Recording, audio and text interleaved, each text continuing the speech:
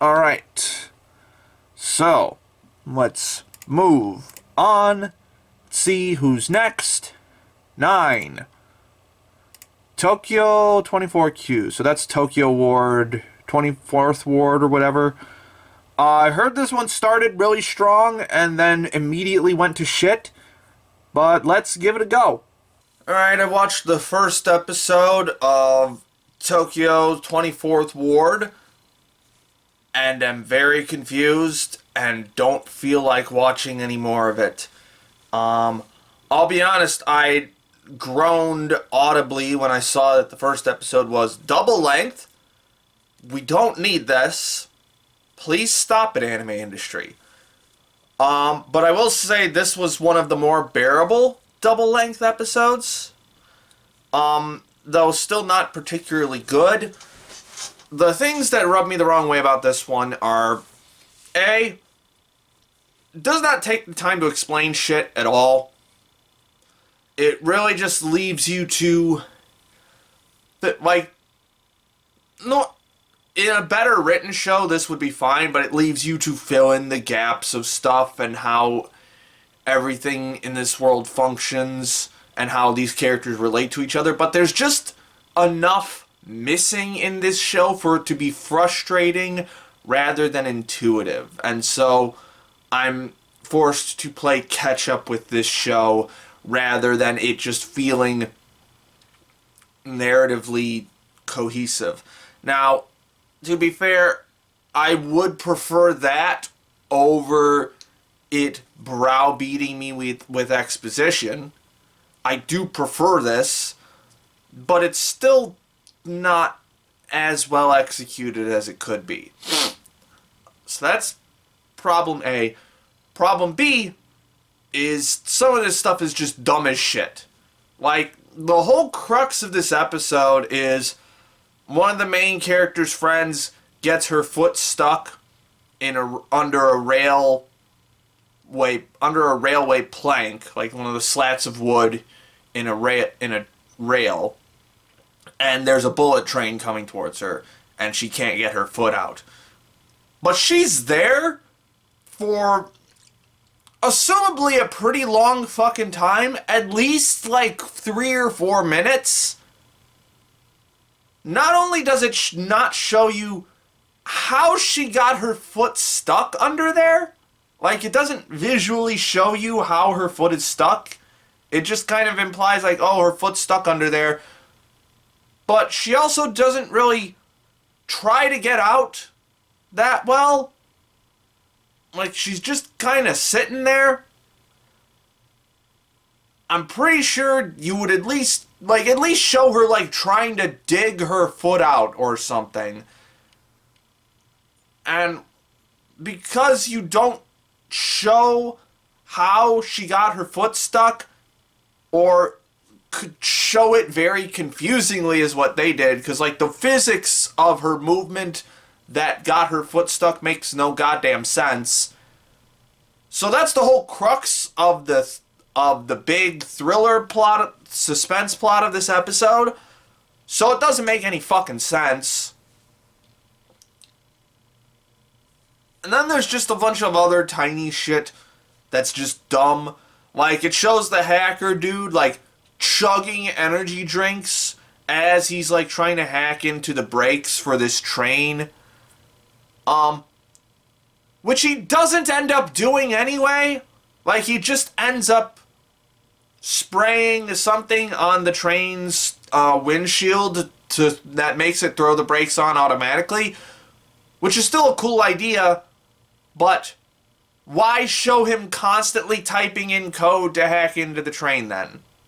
Also, he drinks like 7 full energy drinks by the time this is all done. This occurs over the span of, at max, 10 to 15 minutes, at the very most. So, at that point, he's spending more time drinking energy drinks than he is actually typing in code, or typing in any kind of commands or anything. So, the exaggeration of the energy drinks just makes it look fucking stupid. And then there's the main character who's like the hero jock of the group, who, before he even gets his superpower boost, they show him just climbing up the side of a building? What? So, I will at least admit that the directing and just the general pacing and thrust of this plot, for as dumb as it at least kept me engaged during the second half of this episode. Like, I was genuinely curious up until the very last moment as to how they were going to solve this literal trolley problem. But it's not well executed. And also, the visuals are tenuously good. Like, overall, solid production and some really ambitious camera work, but the composition, or I should say the compositing of different elements in the shot can get real sketchy sometimes. Like the opening shot of the flashback to a fire that kills the main character's like friend slash love interest or whatever looks like dog shit. Oh, and then there's this moment where like he's about to charge into the burning building, so he jumps into a pool to get himself wet, but then when he comes out of the pool, he doesn't look wet at all. It's the same dry character model as before he got into the pool. So what the fuck? This episode was frustrating. It's a drop. Let's move on. Okay, Tokyo 24th Ward off the list. Let's see who is next. 15, On Air Dekinai. Is this a short form one? It might be. Who knows? Let's give it a go. Okay, apparently On Air Dekinai isn't even subbed. Like, it's not on any streaming services, and the raw files are up on the cat site, but no one's decided to sub it, I guess. So, unfortunately, you gotta come off the list. Come on, both. If I can't watch it, I can't watch it. That's a shame. But, in any case, let's see who's next. 13, Futsal Boys. Okay, guess this is a sports anime. Let's give it a go. Okay, I'm not sure exactly how many minutes of that I watched, but it was probably too many, because that was boring as fuck and ugly as fuck. It's pretty much exactly what I expected from... Like, if you've been around the seasonal charts long enough, you pretty much know that if you see a sports anime that you've never heard of, like, and it's getting, like, no promotion whatsoever, it's gonna be fucking garbage. And just... This is, like, as generic as sports anime come, right down to the main protagonist being the preppy little young boy, and the deuteragonist, the secondary protagonist, being the cold, calculating dude with talent. It's the sports formula. And also just looks like shit. It's bad all around. Like, it's so predictable at this point that it almost makes me want to skip these kinds of shows in the future. But I know I have to give them a shot anyway, just to make sure. But it's just like a waste of... It's a waste of space. It's that... I don't like saying that about a lot of art in general, but this is a waste. Who are these shows for other than the super eclectic diehard sports fans who still aren't going to buy the Blu-rays for this anyway because it looks like shit. But fuck it, let's move on. Alright, Futsal Boys off the list. Really cranking it down now. Let's see what's next. 20, Shaman King. Okay. I might be in this one for a while or not very long at all, depending on how much I like this adaptation. Let's give it a go. Alright, I got about a third of the way through episode 2 of Shaman King. I thought the first episode was just totally average. Could be better, could be worse. And I was hopeful that this show would at least have a somewhat steady rise in production value as it went along, and just generally better writing as it introduced more concepts, but I can tell you exactly what broke me was in episode 2, they introduced what I assume is the main rival character, Ren Tao, I think is his name, and he is the worst fucking thing ever. One of the most abrasive and pretentious Shonen Jump rivals I've ever seen. And it was at the moment when I realized, oh god, this is the main rival character, he's going to be in a lot of this series, that I decided to nope the fuck out of this. Also, probably Romy Park's worst performance.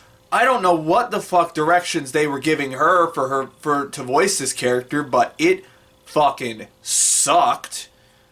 And I am 100% sure it is the directing that was the problem, not Romy Park, because Romy Park is fucking amazing.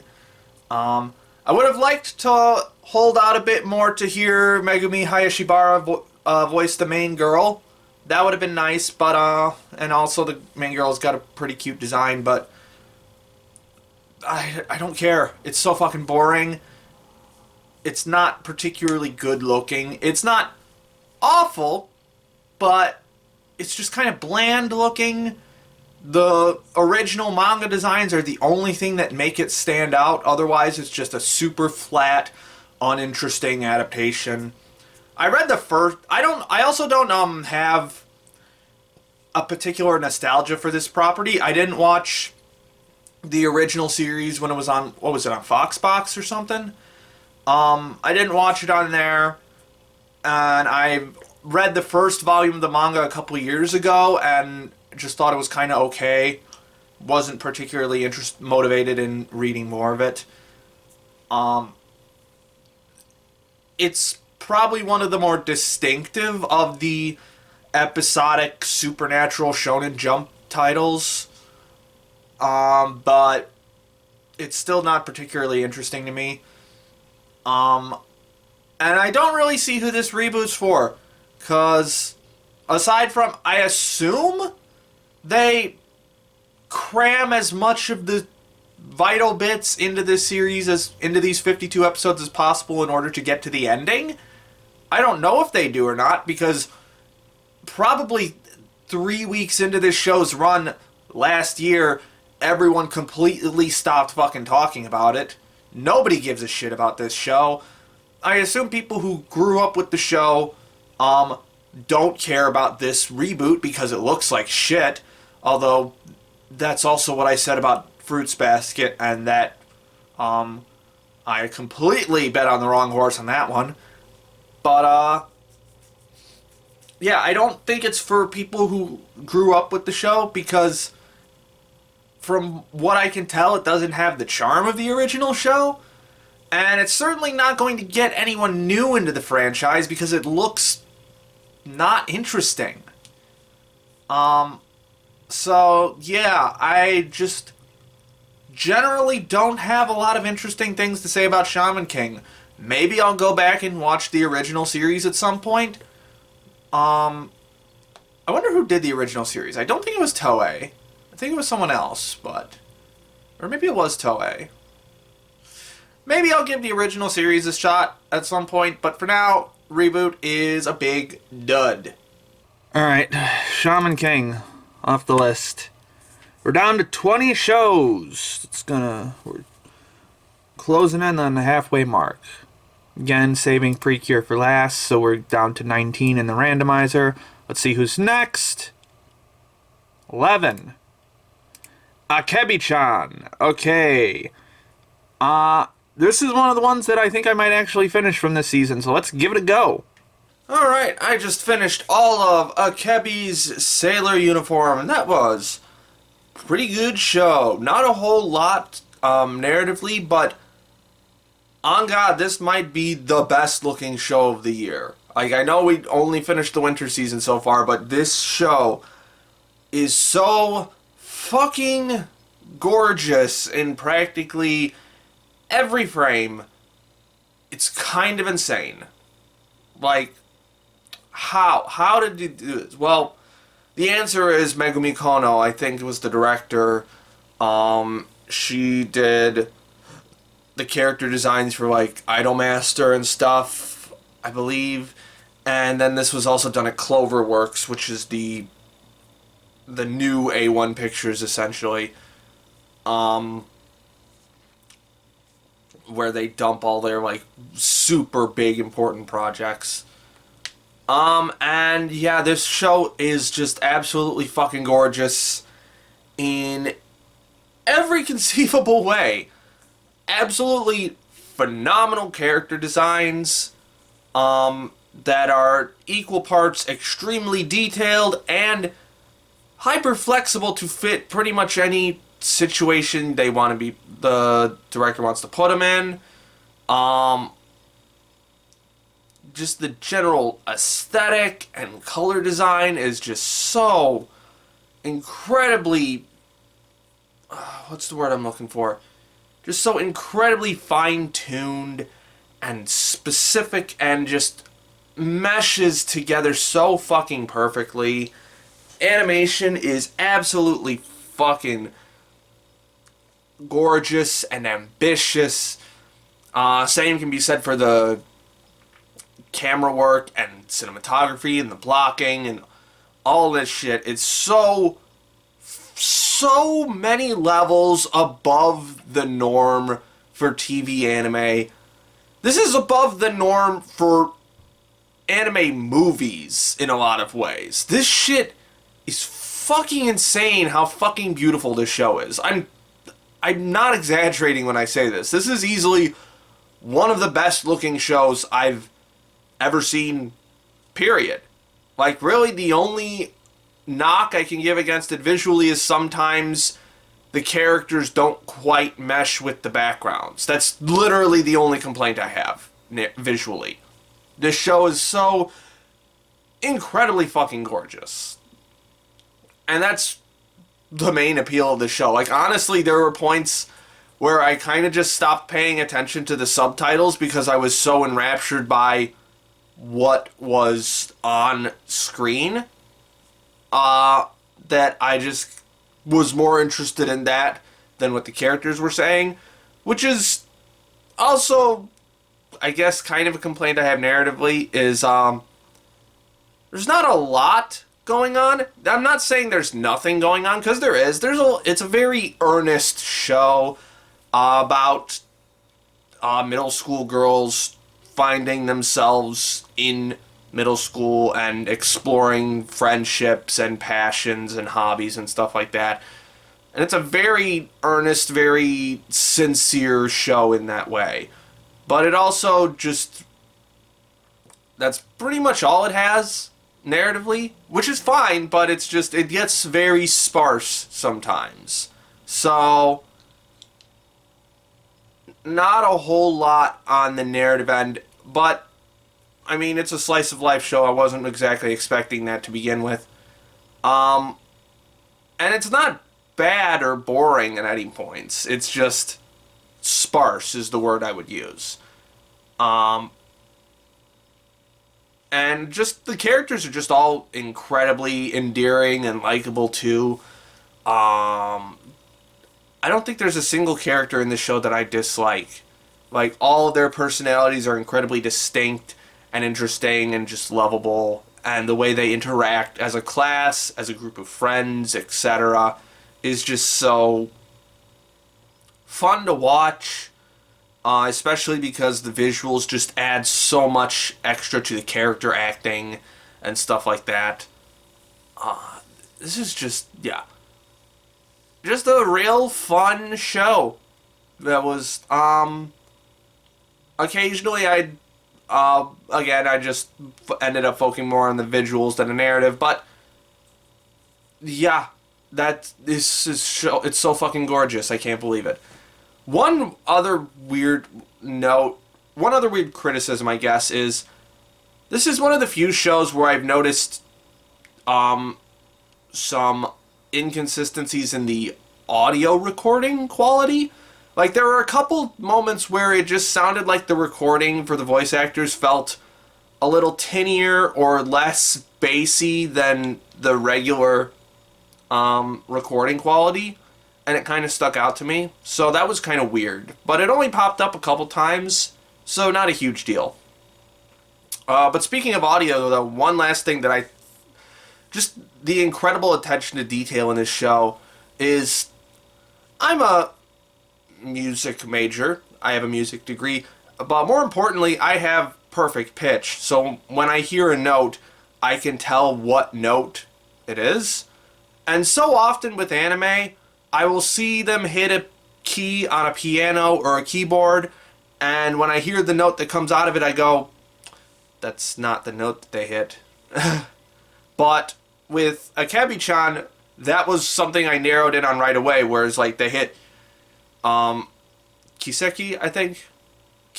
I forgot what the best friend character's name is. Erika is her first name. She hits an E on the piano, and I was like, oh, that's actually an E. Cool. You actually paid attention, audio department. Good for you. And that's the level of detail that we're working with. Stuff that's... They actually go out of their way to make this shit as detailed and as perfect looking as possible. So, if that's the kind of show that you want to watch, and you just want to, like, relax to, you don't want something that's getting your blood pumping or anything. You want something that's just nice and mellow. Would I call this a Yashike? Is this a Yashike? I would call this Yashike to a certain degree. If that's what you're looking for, this one is definitely one that should be on your list. And speaking of list, let's go to my list to see where it ranks. Alright, Akebi-chan is done. And we're going to put it right up here in third place for the year so far with a strong 7. And that's a very strong 7. If the narrative had been just a little bit more engaging, I probably would have given it an 8. But still, good-ass show, incredibly fucking gorgeous.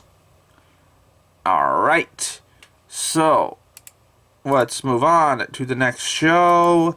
See what it is. 15. Fantasy Bishoujo. Okay, this is the isekai gender bend one, I think. It's gonna be wild. Let's give it a go.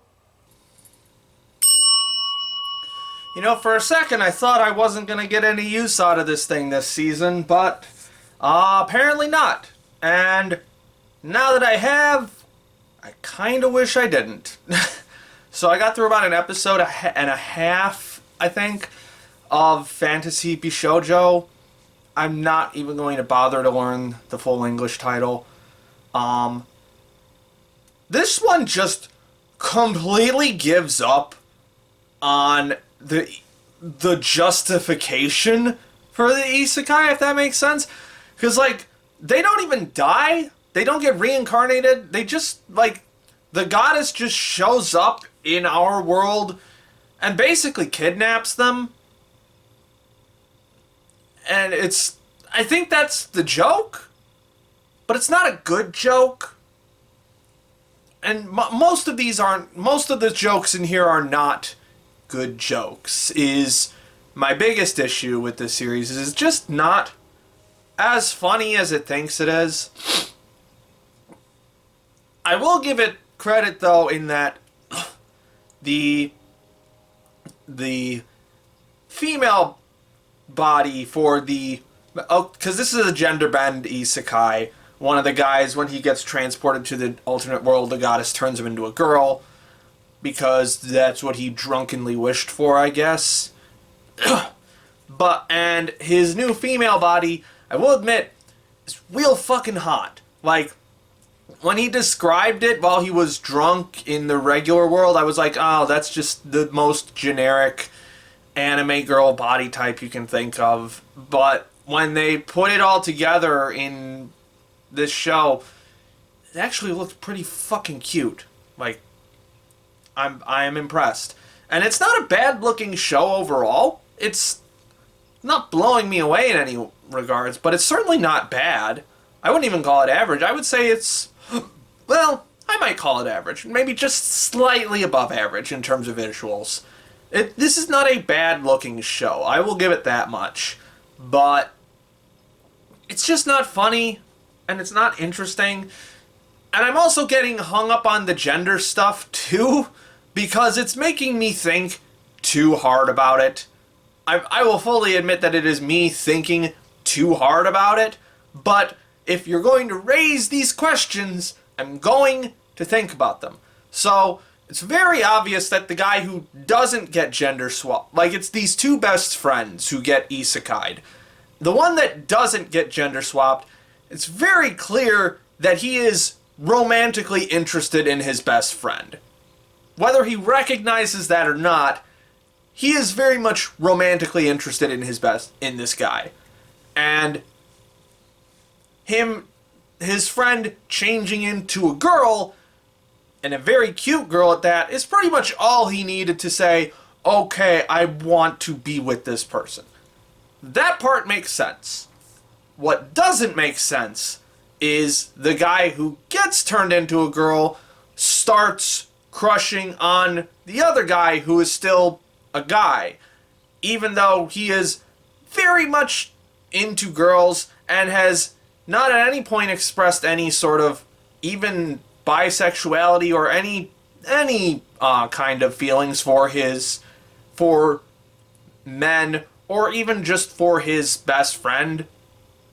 Like, he actually seems to jokingly resent him in certain ways because he just gets all the girls while he doesn't. So I don't. It's making me think too hard about this shit, is the problem. But that's not really the main reason why I'm dropping it. Again, it's just not funny and not interesting. Occasionally it'll get a laugh out of me, like that bear thing where its face unfolds, like there's a bunch of flesh flaps and shit. Like, that was terrifying and funny. I wish there was more of that, but mostly it's just stale isekai lampshading, and the isekaiing part is just not good. Like, the fact that this is an alternate fantasy world that they have been brought to is not interesting in this instance. I'm really starting to think that Mushoku Tensei has broken my brain in terms of isekai. Like, you're either on Mushoku Tensei's level or you're not. And if you're not worth it. And that, I'm not saying that, like, every isekai after this I'm going to just immediately check out of, unless every isekai after this is mediocre. Because, like, there are still a lot of isekai that I like. I like Re-Slime. I like No Game, No Life. I like the Tanya the Evil. I like the first season of Log Horizon. A little bit of the second season. Tiny bit of the third season. That show just keeps getting worse and worse. But if you're not going to engage with the fact that you are in fact an isekai, and you're not going to and you're just going to do random video game fantasy bullshit, or only lampshade the fact that you're an isekai, then I'm not going to be interested. Which is a shame, because I actually wanted to see how this genderman shit played out. Maybe I should just go watch Ranma 1/2. Who knows? Or finish the manga. I got like 2/3 through the manga before I dropped it. Maybe I'll pick it up again and see if I like it more. But I also don't have the best track record with Rumiko Takahashi. So, anyway, let's move on. Alright, Fantasy Bishoujo Junichi-Oji-san off the list. Next up. I think we're about halfway through now. Let's see. What's next? Kenja no Deshi wo Nanuro Kenja. No clue what this is. Sounds fantasy-ish. May it be an isekai? Let's see. So let me get this straight. You're telling me there is not one, but two gender bend isekais from the past season, and I just so happen to roll them back to back? Well, at least I understand why I didn't even hear about this one, because it's fucking garbo. This was boring as shit. It opened on 3 minutes of exposition, which, you know, great fucking start in an oversaturated genre. That's really what you want to hone in on. A fucking plus, guys. Followed up by even more awful exposition. And I got so bored that I just started skipping around through the episode because I looked up the synopsis while the OP was playing. Actually, I looked up the synopsis while the exposition was going because I was so goddamn bored. And that's when I found out that this was a gender bend isekai. And I skipped to the part where he turns into a girl. And it's definitely the most unique way that I've seen it done, in that there's no dialogue, like there's no voice acting during the scene. It's just a cutesy little background music track that plays over it, like tee hee, I turned into a girl, ha ha. Once again, much like Fantasy Bishoujo, the girl is really cute, but unlike Fantasy Bishoujo, the rest of this show looks like fucking ass. I hate it. Wow, there's a fucking train coming through. I didn't even know I could hear a train through this window. But that's my cue to say this is my stop for this piece of shit anime. Let's move on. Alright, get this fucking shit off my list. I also realized, just because I was thinking about On-Air Dekinai earlier, and I realized that this show, Kanashibi Debuneko-chan, also has no subtitled files for it, so unfortunately that one has to come off the list too. But yeah, we're definitely a little over halfway through now, so that's good. Couldn't crank it down 2 notches this time. Yep, got 15 left plus Precure at the end. Let's see what we get next. 2.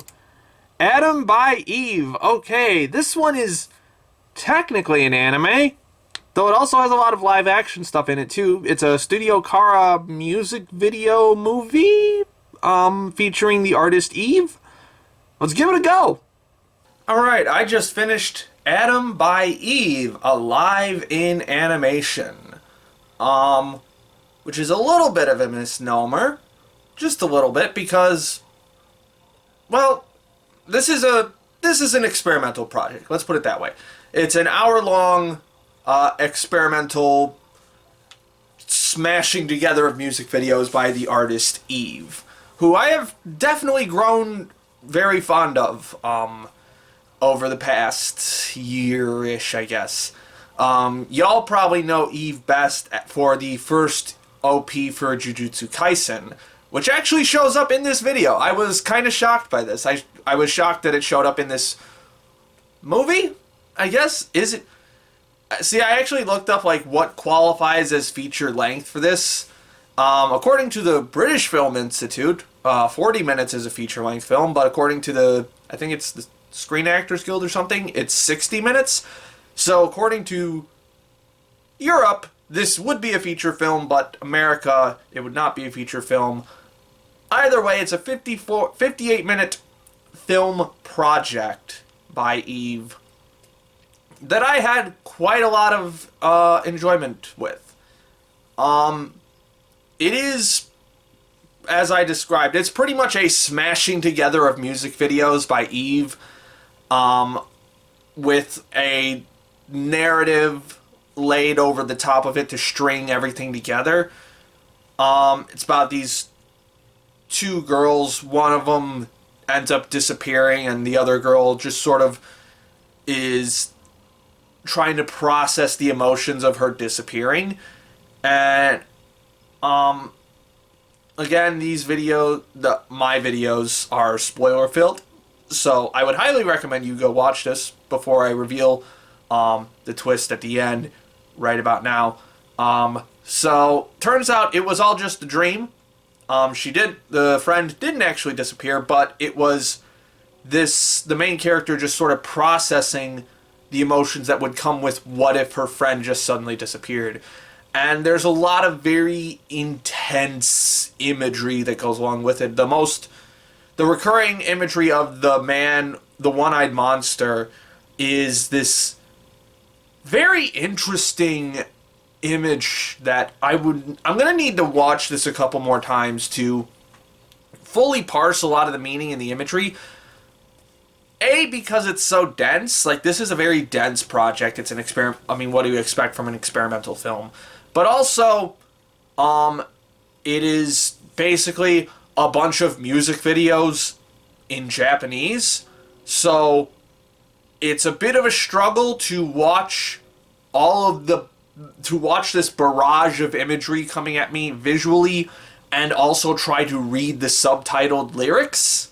So I'm very positive I did not get even 2/3 of what was actually going on screen, or what was being shown to me, both visually and sonically. So I'm definitely going to need to watch this a couple more times, which I wouldn't mind because I enjoyed this. This was a very engaging project, especially some of the more intense, bordering on grotesque imagery. This idea of just being watched at all times, this idea of being corrupted, this idea of being manipulated by unseen forces or just intangible forces, which is probably the most obvious in the Studio Kara section, which I believe it's around like the 35-minute mark to the 42-ish minute mark, I think. If you just want to watch that because you want to see some Studio Kara stuff. And I knew it was Studio Kara right away because it had the Me Me Me dance choreography in it. So that's a nice little interesting reference in it. And I believe some of those characters actually show up in that section at some point. But that was definitely my favorite part of this, just because it was so Kara in its presentation. It is very... But there's beating you over the head with imagery, and then there's dropping a fucking sledgehammer on your skull. And that's what Kara does, which I love. I love that shit. I am very much a fan of visually beating your audience over the head. Not so much expositionally, but I like when visuals get as intense as possible. And Studio Kara does that very well in this segment. But there's still a lot that's not blatantly obvious because there's so much going on. This very dense video. If I had to pull out a critique, not a super big critique, but it's like a lot of Eve's songs, from the lyrics that I was able to read, they are generic pop song lyrics, generic rock lyrics, which isn't I don't think it's inherently a bad thing, but I would have liked a little bit more specificity in certain areas. And then there's also some songs that just don't seem to fit with this particular project. Like the lyrics for the Jujutsu Kaisen OP, what's it called? Kai Kai Kitan, I think is the name of the song. That one felt a little out of place in terms of the broader themes of this work.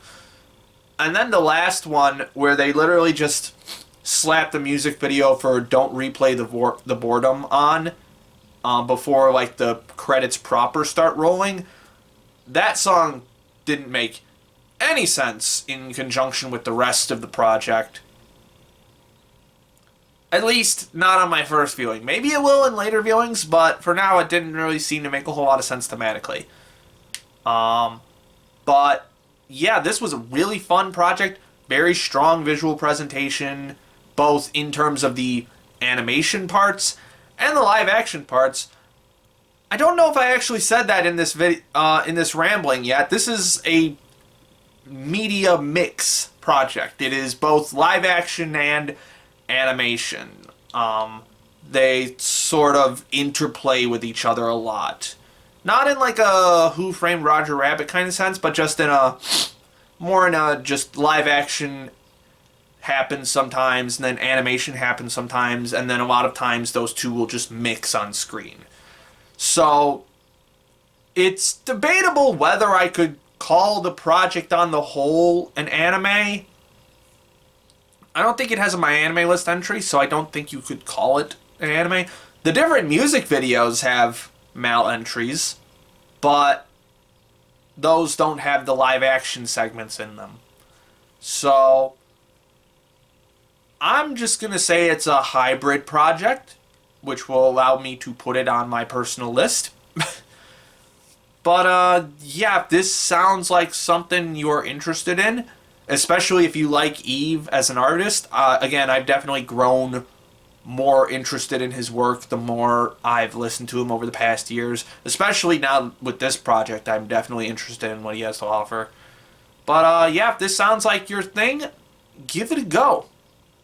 Alright, Adam by Eve is done. And we're gonna put it right in front of the other Eve music video that I watched this year so far. And we're gonna give it a decent 7. Should probably watch the other music videos that he's put out this year and maybe put them on this list. Who knows? We'll see.